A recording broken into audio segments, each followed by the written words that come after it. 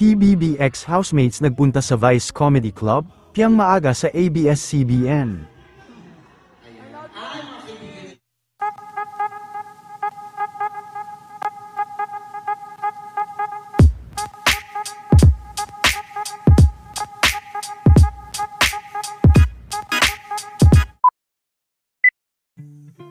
Matapos makauwi ng ina ng PBBX housemates na si Jeren, ay kaagad naman itong nakipag-bonding sa kanyang anak, at sa kanilang dinner ay kasama rin ni Jeren, ang mga kaibigan nito na sina Binsoy, Dylan at JP, bukod sa kanilang dinner ay kasama rin nila si Sir Bernard Coloma,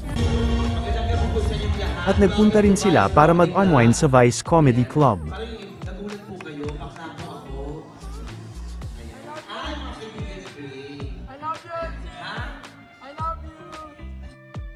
Sa Vice Comedy Club din ay hindi nakaligtas sina Jeren at Binsoy at tinawag din sila sa stage.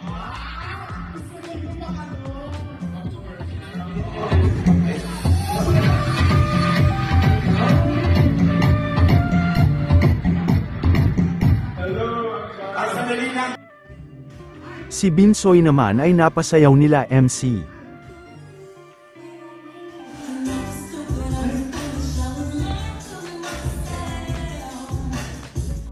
Matapos naman ang pagkikita nila JM, Piang at kanilang pamilya kagabi ay maaga naman na nagpunta si Piang sa ABS-CBN para i-meet ang manager nito.